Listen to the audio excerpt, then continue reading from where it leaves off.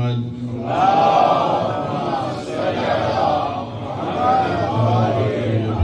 الطاهرين المعصومين المظلومين ولعنة الله على أعدائهم أجمعين أما بعد فقد قال الله تبارك وتعالى في كتابه الكريم بسم الله الرحمن الرحيم من عمل صالحا من ذكر أو أنثى وهو مؤمن فلنحيينه حياة طيبة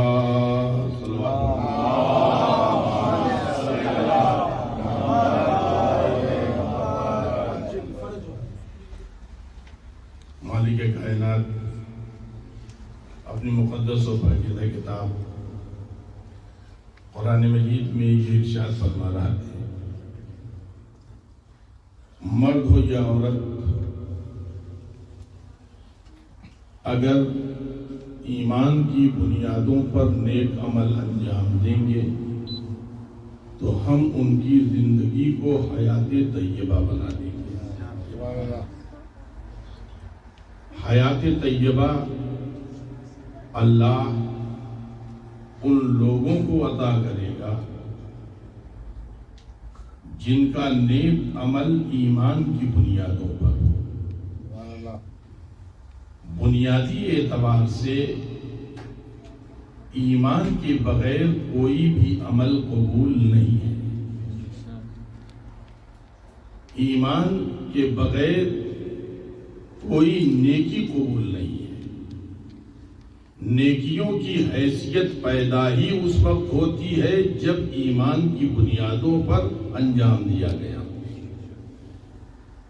ہر نیکی خدا قبول نہیں کرتا ہے، بلکہ ان نیکیوں کو خدا قبول کرتا ہے جو ایمان کی بنیاد پر انجام دی گئی ہے۔ دنیا میں بہت سے ایسے فلاحی ادارے آپ کو ملیں گے جو کام کرتے ہیں مگر وہ مومنین میں سے نہیں ہیں۔ کام نیک ہے مگر ایمان کی بنیاد پر نہیں ہے۔ اور کبھی کبھی ہم بھی نیک کام کرتے ہیں مگر ایمان کی بنیاد نہیں ہوتی ہے۔ ہم اس لیے مجلس پڑھ رہے ہوں کہ آپ تعریف کریں تو یہ ایمان کی بنیاد پر نہیں ہے۔ عمل خیر ہے مگر ایمان کی بنیاد پر نہیں ہے۔ خدا دکھاوے کا عمل قبول نہیں ہے۔ اگر اپنے عمل کی قیمت پیدا کرنا ہے تو ایمان کی بنیادوں پر ہونا چاہیے، اور جب ایمان کی بنیادوں پر ہماری نیکیاں ہوں گی تو خدا ہماری زندگی کو پاکیزہ زندگی بنا دے گا۔ حیات طیبہ ہماری یہی زندگی، مرنے کے بعد کوئی معاملہ نہیں ہے، مرنے کے بعد کوئی معاملہ نہیں ہے۔ اسی زندگی کو اللہ حیات طیبہ بنائے گا، اس لیے کہ مرنے کے بعد کی جزائیں الگ ہیں، مرنے کے بعد کی جزائیں الگ ہیں اور مرنے سے پہلے کی جزا الگ ہے۔ پروردگار عالم نے دونوں جگہ کی جزاؤں کا اعلان کیا ہے۔ مرنے کے بعد پروردگار کہتا ہے ہم انہیں بہترین جزائیں دیں گے، مرنے سے پہلے ان کی زندگی کو حیات طیبہ بنا دیں گے۔ دوسری جگہ عزیزان گرامی تفصیل سے پروردگار عالم نے دونوں جگہ کی جزا کا اعلان کیا ہے۔ آپ پڑھیں سورہ بینہ، بسم اللہ الرحمن الرحیم، الذین آمنوا وعملوا الصالحات۔ بس بات یہاں پر تھوڑی سی آگے پیچھے ہے، یہاں پر ایمان بعد میں ہے، اس آیت کریمہ میں عمل پہلے ہے۔ سورہ بینہ کی آیت میں ایمان پہلے ہے اور عمل کا تذکرہ بعد میں ہے، دونوں کا مفہوم ایک ہے۔ الذین آمنوا وعملوا الصالحات، جو لوگ ایمان لائے اور نیک عمل انجام دیتے ہیں، اولئک هم خیر البریہ، یہ لوگ خیر البریہ ہیں۔ توجہ فرمائیں عزیزان گرامی، الذین آمنوا وعملوا الصالحات، جو لوگ ایمان لائے اور نیک عمل انجام دیتے ہیں۔ سورہ بینہ کی آیت اولئک ہم خیر البریہ، وہ لوگ خیر البریہ ہیں۔ اصحاب نے پوچھا کہ یا رسول اللہ خیر البریہ سے کون مراد ہے؟ خیر البریہ کون لوگ ہیں؟ پیغمبر نے دروازے کی طرف اشارہ کیا مسجد کے، کہ پہلا جو شخص آئے گا، ابھی بات پیغمبر کی مکمل نہیں ہوئی تھی، دیکھا امیر المومنین چلے آ رہے ہیں۔ لیکن صلوات پڑھنا تو قاعدے سے پڑھیے۔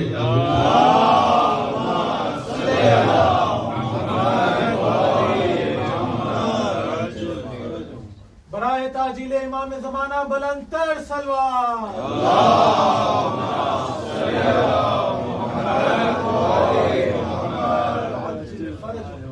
صلوات ہی ایک ایسی عبادت ہے کہ جسے خدا بھی کرتا ہے۔ ان اللہ و ملائکتہ یصلون علی النبی۔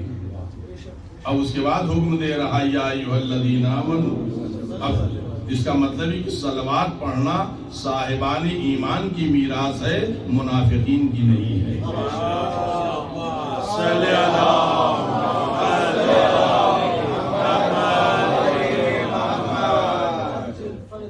پیغمبر اسلام آواز دیتے ہیں، مسجد کی دروازے کی طرف اشارہ کرتے، پہلا جو شخص آئے گا تو کیا دیکھا؟ امیر المومنین علیہ السلام چلے آ رہے۔ بھی پیغمبر کی بات مکمل نہیں ہوئی ہے۔ پیغمبر اسلام کہتے ہیں جو اس دروازے سے پہلا شخص آئے گا، تو دیکھنے والوں نے دیکھا کہ امیر المومنین چلے آ رہے ہیں۔ پیغمبر فرماتے اس آنے والے کے شیعہ خیر البریہ، اس آنے والے کے شیعہ خیر البریہ ہے۔ توجہ فرمائے عزیزان گرامی، تو شیعہ مرنے کے بعد بنیں گے یا مرنے سے پہلے بنیں گے؟ پہلے بنیں گے نا۔ تو اللہ حیات طیبہ مرنے سے پہلے دے گا یا مرنے کے بعد دے گا؟ مرنے سے پہلے دے گا۔ میں اب لفظ بدل رہا ہوں، ارباب بصیرت ذرا غور کر لیں۔ اس کا مطلب یہ ہے حیات طیبہ کو آپ خیر البریہ کہہ لیں یا خیر البریہ کو حیات طیبہ کہہ لیں۔ اور آسان لفظوں میں عزیزان گرامی، علی کا شیعہ ہے تو پاکیزہ زندگی کا مالک ہے، اور اگر پاکیزہ زندگی ہے تو علی کا شیعہ ہے۔ صلوات پڑھ دیں محمد و آل محمد۔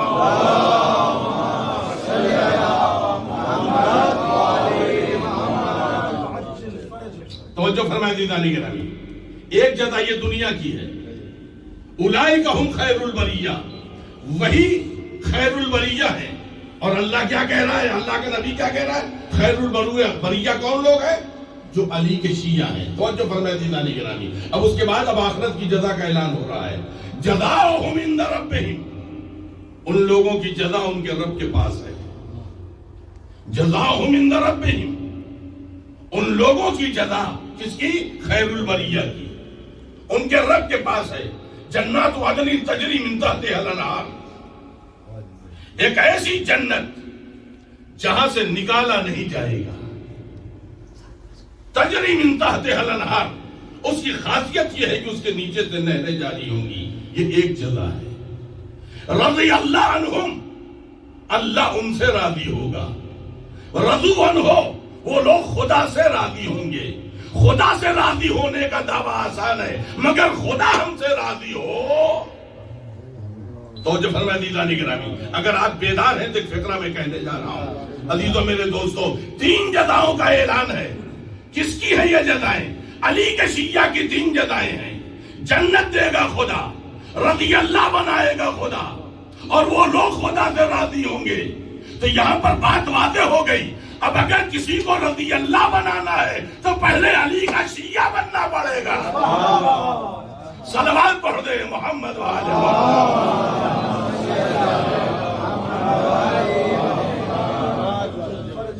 عزیزان گرامی، حیات طیبہ اسی زندگی میں، اور جب اللہ کسی کو حیات طیبہ دیتا ہے تو اس کی تمام نشانیوں میں سے علامتیں ہیں۔ ہم کیسے جانیں کہ ہماری زندگی حیات طیبہ ہے؟ حیات طیبہ عزیزان گرامی، تو مفسر قرآن علامہ طباطبائی نے لکھا ہے، ان تمام علامتوں میں سے ایک علامت آپ کے حوالے کر رہا ہوں۔ وہ لکھتے ہیں حیات طیبہ اللہ جسے دیتا ہے عزیزان گرامی، اس کے دل و دماغ میں وہ جرأت و ہمت پیدا کر دیتا ہے کہ فقط وہ حق پسند نہیں ہوتا بلکہ حق کے لیے قیام کرتا ہے. فقط حق پسند نہیں ہوتا، حق کے لیے قیام کرتا ہے. وہ حق کے لیے فقط حق پسند ہونا بہت آسان ہے. حق پسند ہونا بہت آسان ہے. حق پسند ہونا بہت آسان ہے. جناب شہزادی کائنات گئی ہیں لوگوں کے دروازوں پر حسن حسین کو لے کر کے، امیر مومنین کو لے کر کے، تم غدیر کا وعدہ بھول گئے؟ تو سب نے کیا کہا؟ نہیں، حق تو آپ کے پاس ہے، حق ہے آپ ہی کا، مگر آپ نے دیر کی. تو جو فرمایا دیدانی گرامی، حق پسندی ہے مگر حق کے لیے قیام کا جذبہ نہیں ہے. اگر حق کے لیے قیام کا جذبہ ہو جائے تو خدا پھر اسے میثم تمار بنا دیتا ہے. پھر خدا اسے میثم تمار بنا دیتا ہے. آواز دے رہا ہے پروردگار، دیکھو جسے میں نے حیات طیبہ دیا ہے، ایگزامپل میں تمہیں میثم تمار کو پیش کر رہا ہوں. دار کی بلندی پہ ہے میثم تمار، دار کی بلندی پہ ہے میثم تمار. آواز دے رہے ہیں، لا قلم و دارات، میں مولا کے فضائل بیان کر رہا ہوں. تو جو فرمائے دیدانی گرامی، اگر یہاں پر بات کی جائے تو دو لفظوں میں ایک بات آتی ہے سامنے. میثم تمار آواز دے رہے ہیں، وہ سولی ہے اس بلندی پر جہاں پر ہاتھوں میں موٹی موٹی لوہے کی کیلیں گڑی ہوئی ہیں، خون جس میں ناظرین سے بہ رہا ہے، اور میثم آواز دے رہے ہیں، لاؤ قلم و دعوات، میں مولا کے فضائل پڑھتا ہوں اور تم لوگ لکھتے چلے جاؤ. عزیزو، میں کہوں گا میثم دار کی بلندی سے اب علی کا ذکر ہوگا، میثم اب علی کا تذکرہ دار کی بلندی سے ہوگا. عجب نہیں میثم آواز دے، میرا علی اتنا بلند ہے کہ اب زمین کی پستی سے اچھا نہیں لگتا. اب تو اس فضائل کے لیے سولیوں کا منبر چاہیے. جانے والا جا کے ابن زیاد سے کیا کہہ رہا ہے؟ ابن زیاد جس فضائل کو تو روکنا چاہتا تھا، اب وہ فضائل کا چشمہ دریا بن رہا ہے. کہ وہ کیسے؟ کہ اس لیے کہ اب قلم اور دعوات آ چکے ہیں، فضائل علی اب نسلوں تک جانے والے ہیں. اب وہی چشمہ سیلاب بننے والا ہے. ابن زیاد نے کہا جا کر کے میثم کی زبان کاٹ دو. تو جو فرمائے دیدانی گرامی، میثم تمار کے پاس جلاد آیا، اس نے کہا میں تمہاری زبان کاٹنا چاہتا ہوں. میثم تمار کہہ رہے ہیں، میں ایمان کا سودا نہیں کر سکتا، میں ایمان کا سودا نہیں کر سکتا، اور حق کے لیے ایسا قیام کروں گا کہ ابن زیاد کی قبر کا پتہ نہیں رہے گا. میثم تمار ہر منبر سے یاد کیا جاتا ہے. نعرہ حیدری، بلندتر صلوات.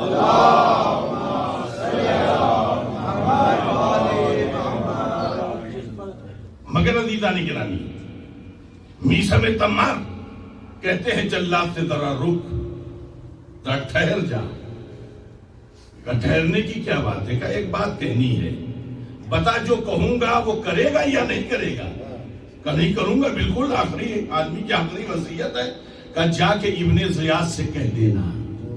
ابن زیاد نے کیا کہا تھا؟ تمہارے مولا نے تمہاری شہادت کے لیے کیا پیشین گوئی کی ہے؟ میثم تمار نے کہا تھا مجھے سولی پر لٹکایا جائے گا، میری زبان کاٹی جائے گی.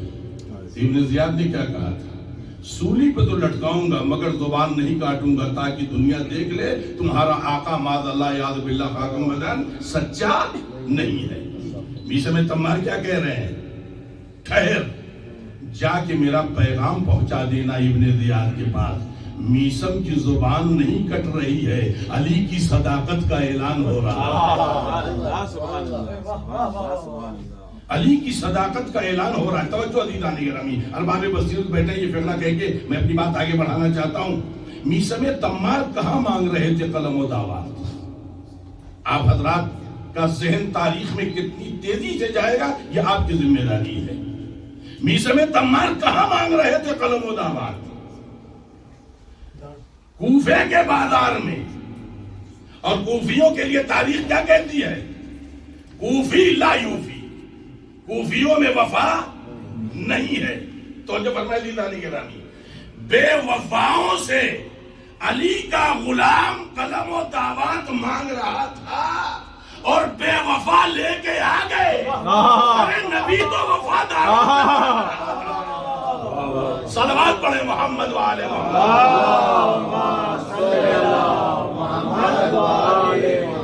دشمنان اہل بیت پہ لعنت. عزیزانی گرامی، جس کو اللہ حیات طیبہ دیتا ہے وہ ایسے کردار کا مالک ہو جاتا ہے کہ حق پسند ہی نہیں ہوتا بلکہ حق کے لیے قیام بھی کرتا ہے. اور اس کے لیے شرط نہیں ہے کہ آدمی کہاں ہے، کس گروہ میں ہے، کس قافلے میں ہے. حیات طیبہ ہے تو بالکل وہ ہیرا بن کے چمکتا ہوگا پتھروں کے درمیان، جیسے لشکر یزید میں ہر چمک رہا تھا. فقط حق پسندی مسئلہ نہیں ہے، حق پسندی کے لیے، حق کے لیے قیام کا جذبہ بھی ہوگا. آپ آئے قرآن کریم کی دنیا میں، آپ آئیے قرآن کریم کی دنیا میں. قرآن کریم کیا کہہ رہا ہے؟ قرآن کریم کی سورہ تحریم آپ پڑھیں. بسم اللہ الرحمن الرحیم. ضرب اللہ مثلا للذین آمنوا اذ قالت امرأة فرعون رب ابن لی عندک بیتا فی الجنہ ونجنی من فرعون وعملہ. فرعون کی بیوی آسیہ ہے. آسیہ مومنہ ہو چکی ہے اور قرآن کریم کہہ رہا ہے مومنین کے لیے اگزامپل ہے. ضرب اللہ مثلا للذین آمنوا، جو لوگ ایمان لائے ہیں. توجہ عزیزانی گرامی، اسی کے اوپر آیت ہے ضرب اللہ مثلا للذین کفروا. عجیب اترافہ یہاں پر ایک غور کرنے کی بات ہے عزیزانی گرامی، اور رشتے کا فقط رشتے کا احساس کرنا ہے. ضرب اللہ مثلا للذین کفروا، کافرین کے لیے ایگزامپل میں اللہ پیش کر رہا ہے. امرأۃ نوح و امرأۃ لوط کانتا تحت عبدین من عبادنا الصالحین. یہ دونوں خواتین میرے نیک بندوں کی ماتحت تھیں، نیک بندوں کے ماتحت تھیں، یعنی ان کی زوجیت میں تھیں. فقط خیانت کر دیا، خیانت کر دیا. توجہ فرمائیں دیوانی گرامی، خیانت کی بنیاد پر قرآن کریم کیا کہہ رہا ہے؟ یہ کافرین کے لیے اگزامپل ہے، یہ کافرین کے لیے اگزامپل ہیں. ادھر آسیہ نے ایمان کا اعلان کر دیا. فرعون کی بیوی، یہ انبیاء کی بیویاں ہیں، یہ فرعون کی بیوی ہے، مگر ایک مومنین کے لیے اگزامپل ہے اور یہ کافرین کے لیے اگزامپل ہے. یہی خدا کہنا چاہتا ہے میرے انبیاء سے نزدیک ہونے کے لیے بیٹیاں دینے کی ضرورت نہیں ہے، ایمان لانے کی ضرورت ہے. صلوات پڑھ دے محمد والے محمد.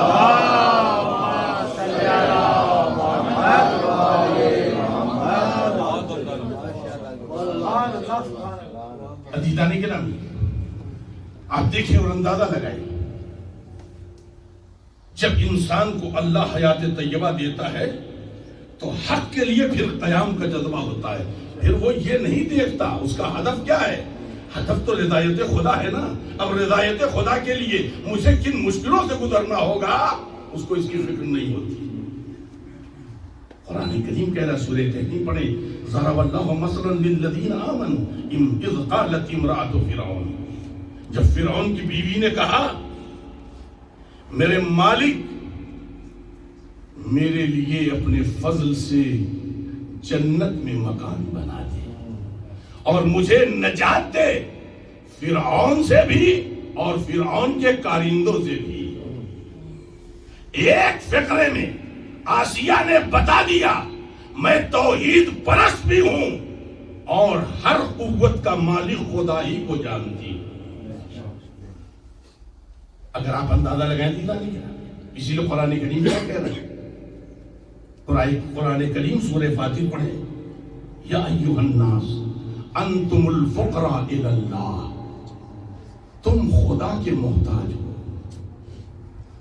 واللہ هو الغنی الحمید، خدا تم سے بے نیاز ہے، نہ تمہاری نمازوں کا محتاج ہے، نہ تمہارے ذکر کا محتاج ہے، اللہ بے نیاز ہے، تم اللہ کے محتاج ہو۔ یہاں پر آسیہ کون ہے؟ آسیہ محل کی رانی ہے، آسیہ محل کی رانی ہے، آسیہ کوئی معمولی پرسنالٹی نہیں ہے، آسیہ فرعون جیسے بادشاہ کی بیوی ہے، مگر جب اسے رسالت موسیٰ سمجھ میں آ گئی تو اس نے فرعون کی آنکھوں میں آنکھیں ڈال کر کہا تو خدا نہیں ہے، تو خدا نہیں ہے۔ تو جو فرمایا دیدار گرامی، میں کہوں گا مسلمانوں یہ بتاؤ آسیہ سے کس نے کلمہ پڑھتے ہوئے سنا تھا؟ کیا بات، نعرہ حیدری، آسیہ سے کس نے سنا تھا کلمہ پڑھتے ہوئے؟ مر ہے کسی میں ہمت جو کہہ دے کافرہ تھی؟ ہمیں جو جنت مانگ رہی ہے اسے آپ مومنہ کہہ رہے ہیں، جس کی اولادیں جنت بانٹ رہی ہے۔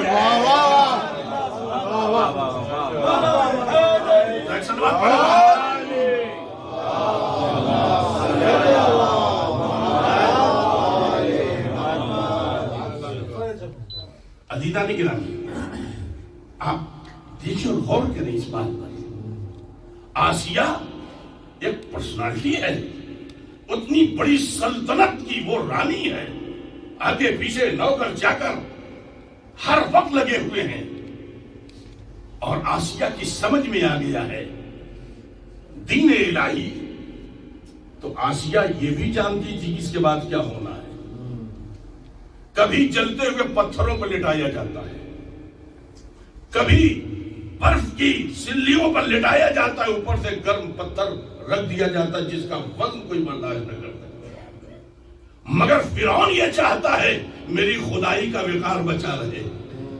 وہ قریب جاتا ہے، جا کر کے آسیہ سے کہتا ہے ایک مرتبہ انکار کر دے میں مان لوں گا، موسیٰ کے خدا سے ایک مرتبہ انکار کر دے میں مان لوں گا، مگر وہ کہتی ہے کہ یہی تو ممکن نہیں ہے، تو میرا شوہر تو ہے مگر تو میرا خدا نہیں ہے۔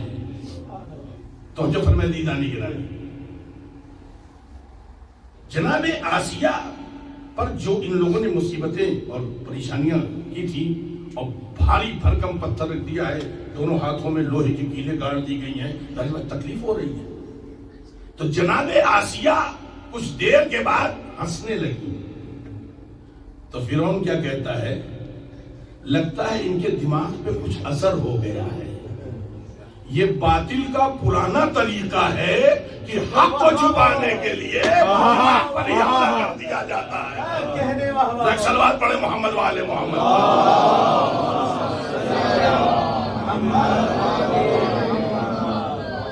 عزیزان گرامی، میں تھوڑے وقت میں آپ لوگوں کی زحمت تمام کرنا چاہتا ہوں، اور مجھے محسوس ہے آپ لوگ بڑی دیر سے بیٹھے ہوئے ہیں، آپ حضرات ذرا اندازہ لگائیے، آسیہ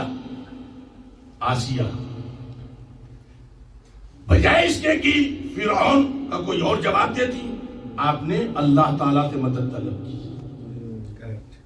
نجنی من فرعون وعملہ، خدایا جنت میں مکان بھی بنا اور ان لوگوں سے مجھے نجات دے، یعنی اب مجھے یہ زندگی نہیں چاہیے۔ توجہ فرمائے دیدان گرامی، پھر یہ آسیہ نے کون سی ایسی بات کہی ہے، توجہ دیدان گرامی، جس پر آسیہ مسکرا رہی ہے؟ آسیہ نے خدا سے دعا کی، میرے مالک مجھے جنت میں اپنے فضل سے مکان بنا کے دے اور مجھے نجات دے فرعون سے، اور اللہ تعالیٰ نے اسے جنت میں مکان دکھایا۔ اب جو اس کا گھر دکھایا یہ مسکرانے لگی، جو ہنسنے لگی تو فرعون کیا کہہ رہا ہے؟ لگتا ہے دماغ پر اثر ہو گیا ہے۔ توجہ دیدان گرامی، میرا ایک سوال ہے، آسیہ تجھے کس نے حیات طیبہ دے دی؟ آسیہ تجھے کس نے اس منزل تک پہنچا دیا. لفظ صاف صاف کہہ دوں, تجھے کس نے مومنہ بنا دیا؟ کس چیز نے تجھے مومنہ بنایا؟ عجب نہیں, آسیہ سے پہلے خدا آواز دے. آسیہ نہیں جواب دے گی, اس کا جواب میں دوں گا. اور جواب یہ ہے, آسیہ نے میرے موسیٰ کو پالا ہے. تو اگر موسیٰ کے پالنے کی جگہ خدا ایسا ایمان دیتا ہے تو جس ابو طالب نے فخر موسیٰ کو پالا ہو. نعرہ حیدری. اللہ جسے حیات طیبہ دیتا ہے اس کے اندر حق کے لیے ظلم کے خلاف قیام کا جذبہ پیدا ہو جاتا ہے. یہی وجہ ہے دیدان گرامی, یہی وجہ ہے کہ اس کے لیے رشتوں کی ضرورت نہیں ہے. اس کے لیے یہ نہیں دیکھا جائے گا کہ اپنے اہم رشتوں میں افراد بندھے ہوئے ہیں, دیکھا یہ جائے گا حق کے لیے قیام کا جذبہ کتنا ہے, حق کے لیے قیام کا جذبہ کتنا ہے. لہذا دیدان گرامی, میں نے قرآن کریم سے یہ مثالات کے حوالے کیے. تاریخ سے ایک بات آپ کے حوالے کر کے آپ لوگوں کی زحمت تمام ہے. ایک بابا دے بدن صلوات پڑھ لیں.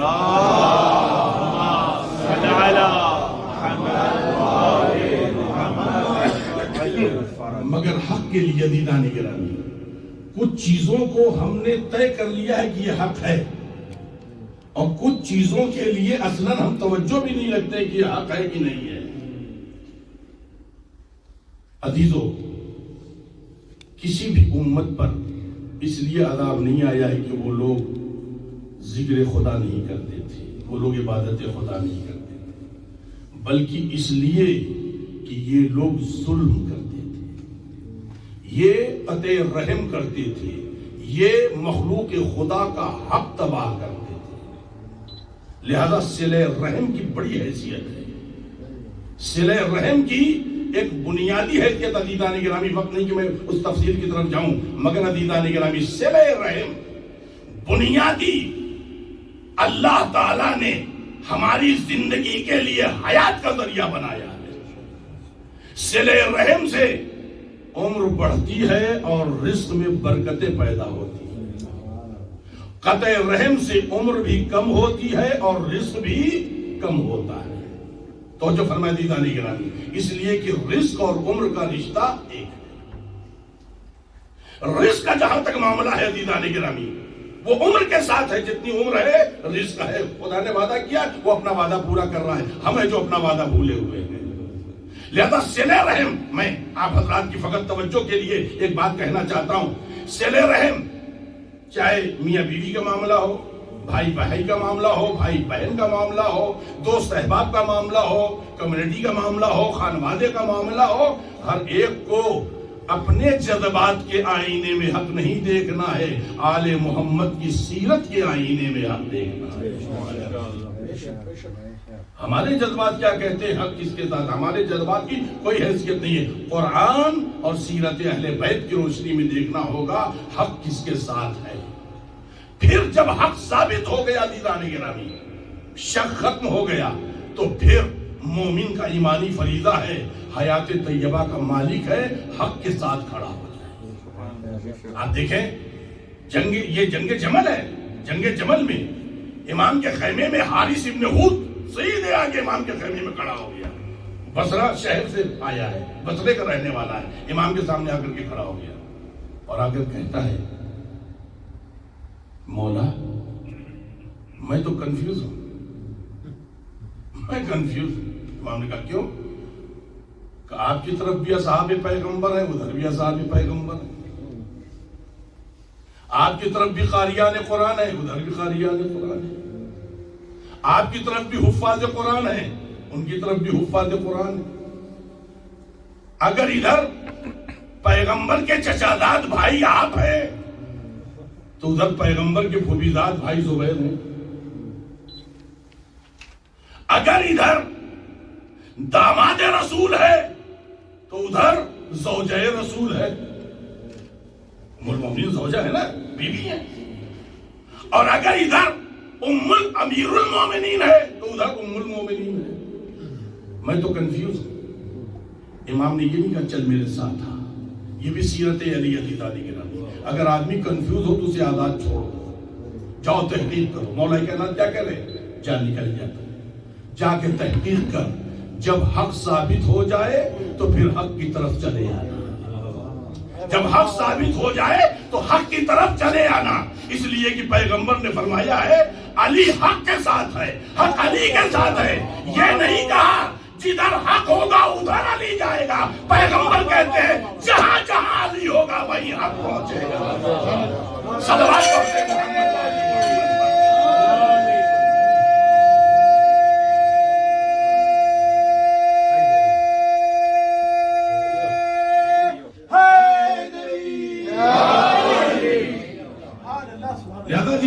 ये ना समझिए हक जो है बड़ी बड़ी चीजें जो मशहूर हैं जो चंद लफ्जों में, नहीं, सबसे बड़ा हक हमारी और आपके रिश्तों का, सबसे बड़ा हक।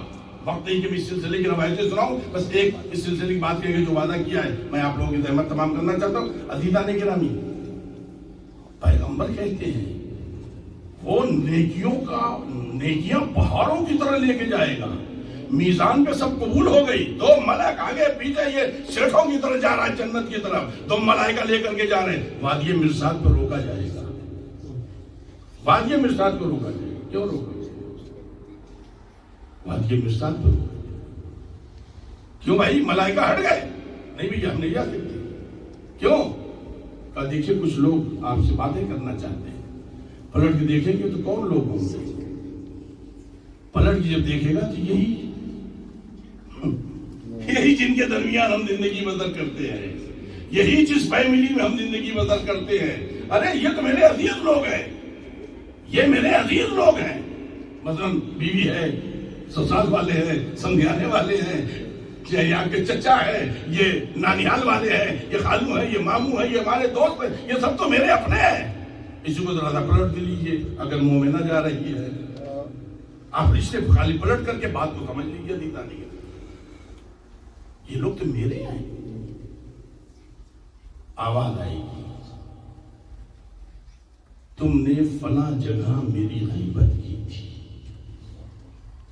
तुमने फला जगह मुझ पर इल्जाम लगाया था, तुमने फला से मेरे बच्चों की पर्सनालिटी को, उनके कैरेक्टर को मजबूर किया था, तुमने फला जगह ये रिश्ता काटा था, तुमने ये किया, तुमने ये किया, तुमने एक हंगामा।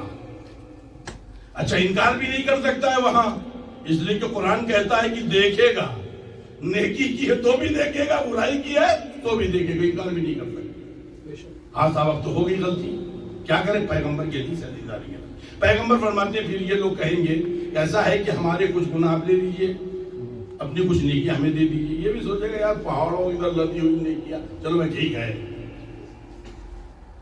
जैसे ही ये राजी होगा ट्रांसफर, आप लोगों को ट्रांसफर तो नहीं समझाना, बस ओटीपी मत बताइएगा वरना सारा जो खजाना खाली हो जाएगा। जैसे वो राजी होगा आवाज कुदरत में ट्रांसफर करो, हर एक के अमल के हिसाब से, गुनाह के हिसाब से इधर से अब ट्रांसफर हो रहा है।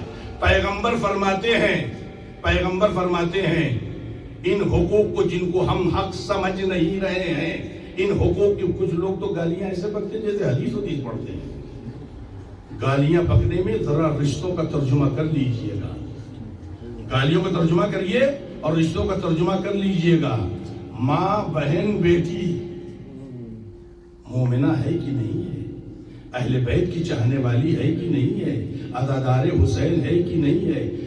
बेटे के माफ कर देने से, बेटी के माफ कर देने से माफी नहीं होगी जब तक कि वो माँ ना माफ करे, जब तक वो बहन ना। तो जो फरमाया दीदानी गिरामी, बात आगे बढ़ रही है। पैगंबर इस्लाम की हदीस को मैं मुकम्मल कर दूं। अजीजों मेरे दोस्तों, पैगंबर फरमाते हैं इनके गुनाहों और इनकी अच्छाइयां, इनकी अच्छाइयों की बुनियाद पर वो जन्नत में जाते होंगे और उनके गुनाहों का बोझ लेके महशर में टहलेगा कोई शिफाअत करने वाला नहीं, कोई पुरसाने हाल नहीं। लिहाजा हम हक के लिए अज़ीज़ान गिरामी उन्हीं दो चार चीजों को जो हम हक समझ रहे हैं वही नहीं है। हक तो हमारे घर से, رشتوں کے حقوق شروع ہوتے ہیں اور پھر معاشرے میں آتے ہیں، کمیونٹی میں آتے ہیں، پھر یہی گھروں سے نکل کے چوراہوں پر، بازاروں میں، امام باڑوں میں، عاشور خانوں میں، سینٹروں میں، مسجدوں میں یہ تقسیم ہوتے ہیں۔ لہذا ہمیں حق پسند ہونا ہے تو جا کر کے ہم کو حیات طیبہ ملے گی، اور جب اللہ جسے حیات طیبہ دے دیتا ہے وہ حق کے لیے قیام کرتا ہے، پھر منافقت نہیں کرتا ہے، مکاری نہیں کرتا ہے، ریاکاری نہیں کرتا ہے، ان کے منہ پہ ان کے جیسی، ہمارے منہ پر ہمارے جیسی، پھر یہ کام نہیں کرتا ہے۔ ایک روایت آج کے حوالے کر کے تحمت تمام کرنا چاہتا ہوں، ایک بابا دے بلند صلوات پڑھ دیں آپ۔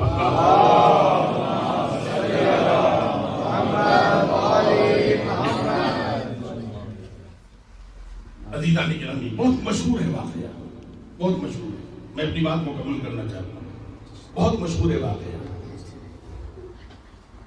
تاریخ یہ کہتی ہے، متوکل کا زمانہ ہے، متوکل کے دو بیٹے،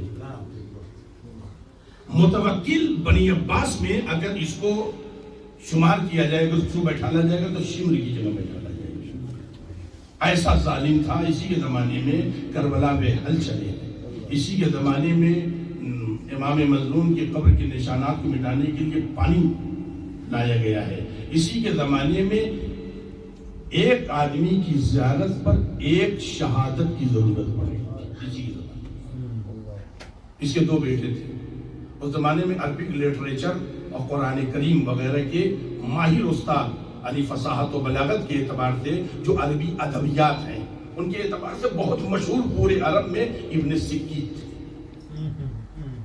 ابن سکیت کو اس نے بلوایا، کہا میرے ان دونوں بچوں کو پڑھاؤ، اور اس کو تنخواہ کتنی مل رہی ہے؟ ابن سکیت کی تنخواہ سن لیں، 2000 دینار ہر مہینے، ایک سکہ سونے کا 10 گرام کا، 2000 سونے کے سکے۔ اب آپ آج مالیت نکال لیجیے، اگر کسی کو 2 لاکھ پاؤنڈ مہینہ ملے تو اس کی زندگی کیسی ہو؟ اس کی عیش کی زندگی وہ تو اگر بانٹ کر کے بھی کھائے تو ختم نہیں ہوگا۔ اب آپ ذرا سوچیں دیدانی گرامی، ابن سکیت پڑھا رہے ہیں اس کے بچوں کو 2000 دینار مہینہ، اس زمانے میں 8 درہم اگر کوئی کما لیتا تھا تو مہینے کی ایک اچھی زندگی، کھانے پینے اور کپڑے وپڑے پہننے کی، مکان کی گزر جاتی تھی اس زمانے کے حساب سے۔ اس لیے کہ اس زمانے میں لائٹ کی بل تو دینی نہیں پڑتی تھی۔ 8 درہم اگر کوئی کما لیتا تھا تو پورا مہینہ بہت اچھا مڈل زندگی کے لیے۔ 2000 دینار، درہم نہیں، درہم چاندی کا سکہ ہے، 2000 دینار سونے کا۔ اب آپ ذرا اندازہ لگائیں، پڑھا رہے اور ان کی زندگی، اور اتنی اچھی زندگی تھی، اتنی اچھی زندگی کہ لوگ حسد کرنے لگے تھے، اور یہ جا کر کے متوکل کے پاس بیٹھتے تھے۔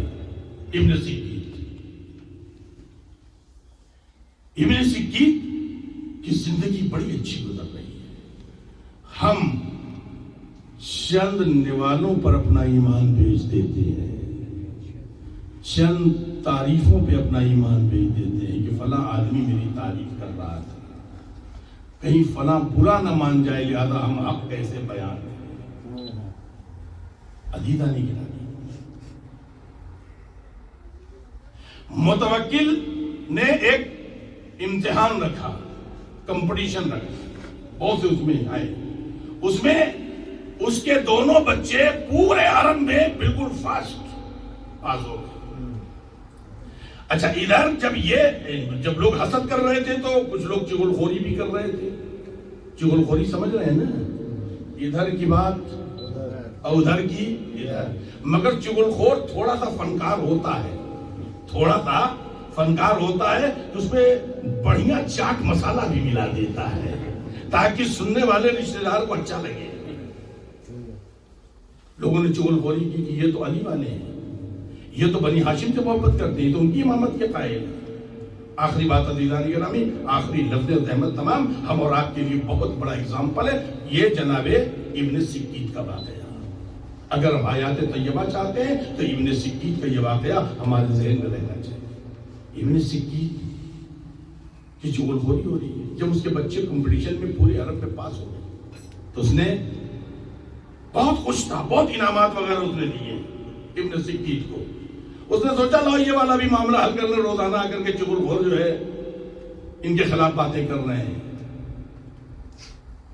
ابن سکیت بڑے دربار، یہ بتاؤ میرے یہ دونوں بیٹے جو تمہارے شاگرد ہیں، جو تمہارے اسٹوڈنٹس ہیں، یہ افضل ہیں یا علی کے بیٹے حسن و حسین علیہ السلام؟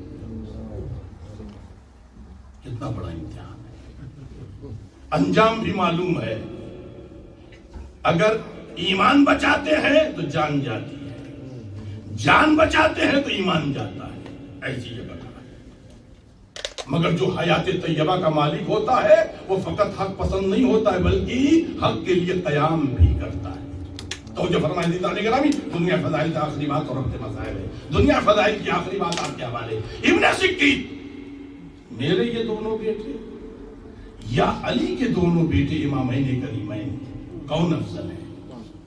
ابن سکیت نے سر جھکایا.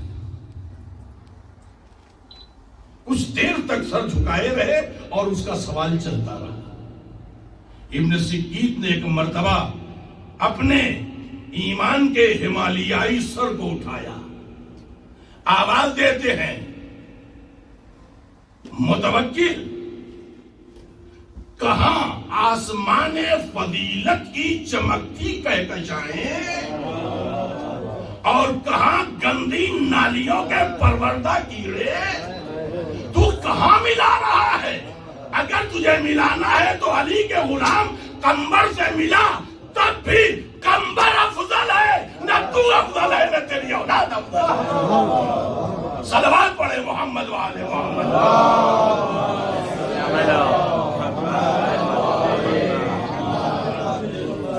ان کے غلام کا مقابلہ نہیں کر سکتے، ان کے غلام کا مقابلہ نہیں. عزیزان گرامی، حق پسندی اور حق کے لیے قیام یہ حیات طیبہ کی علامت ہے. بہت سی اور علامتیں عزیزان گرامی، اور یہی وجہ ہے کہ سب کو خلاصہ کر کے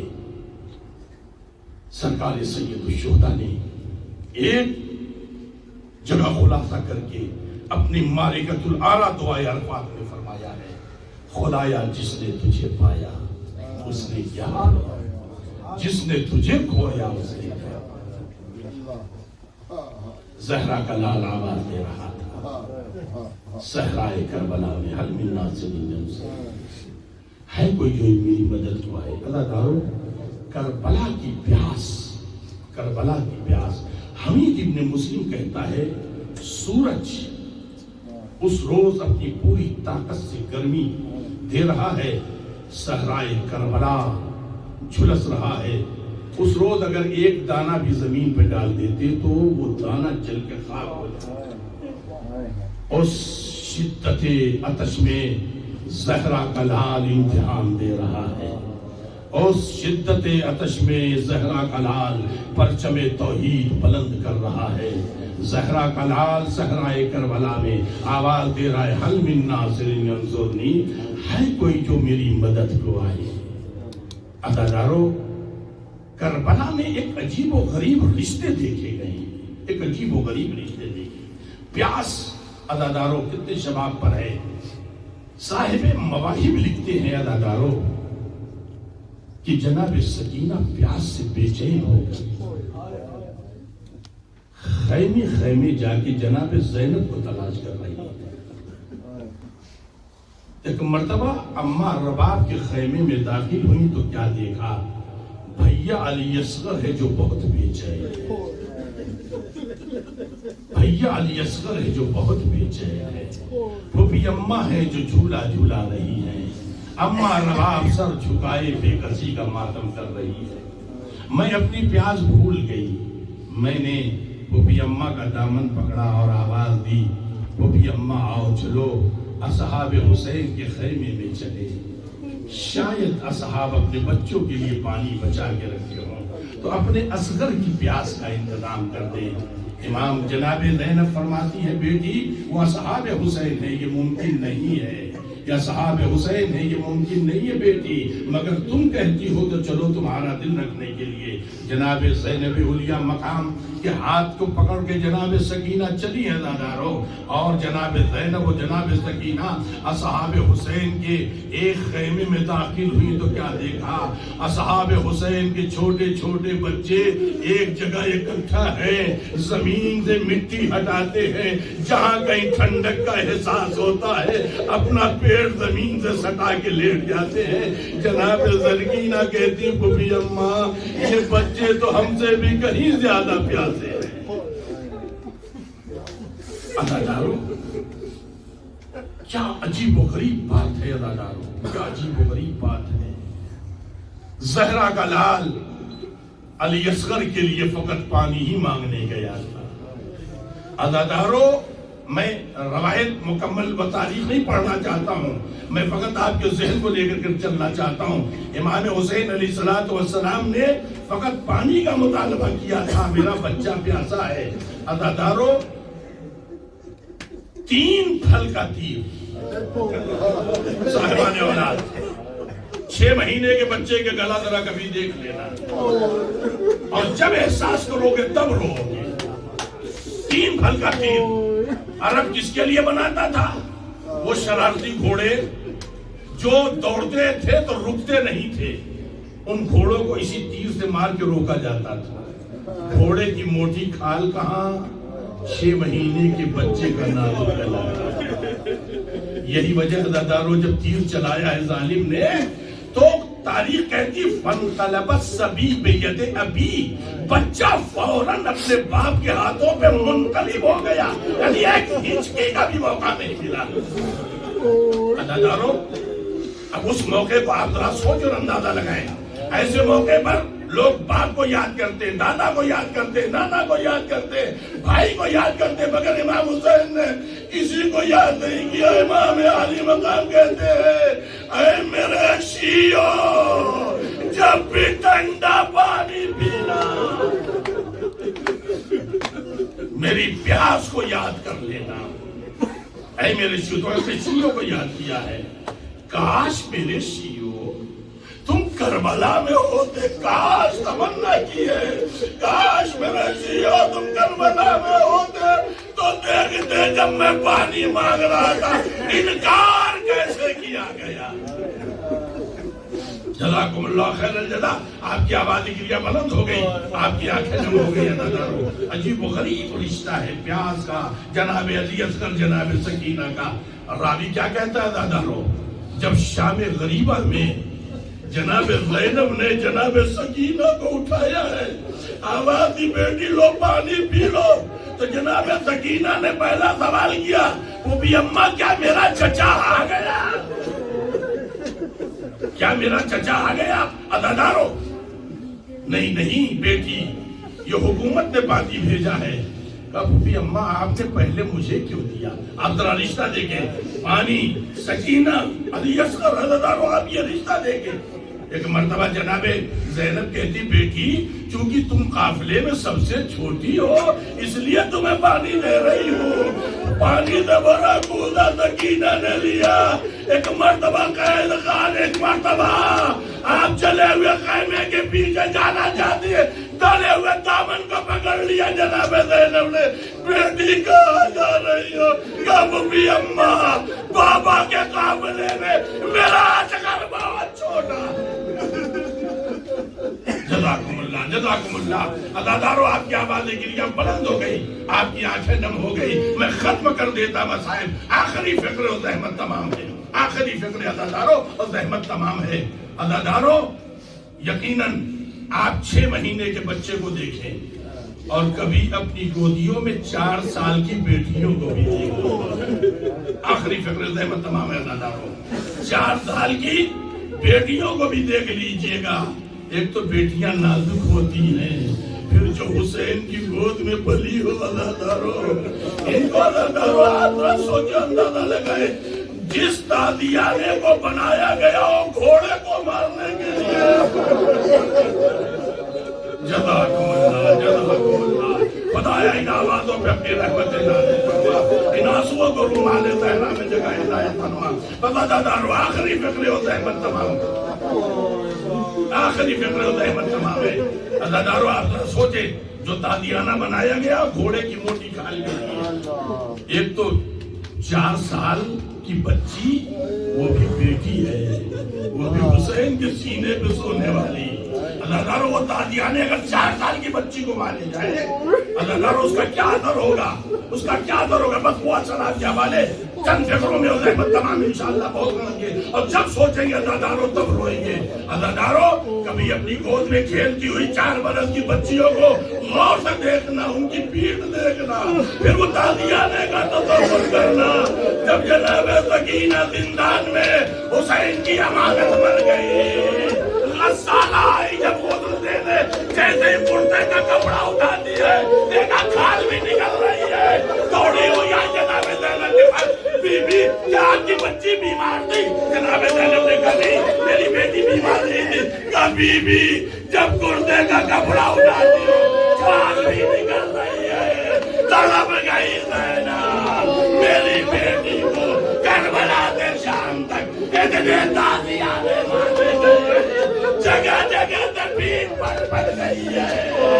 سید سجاد نے کفن میں لپیٹا، ہاتھوں میں ہتھکڑی، 4 تارا مظلومہ بہن کا جنازہ، ایک مرتبہ قبر سے ہاتھ نکلے، لا سجاد میری امانت میرے حوالے۔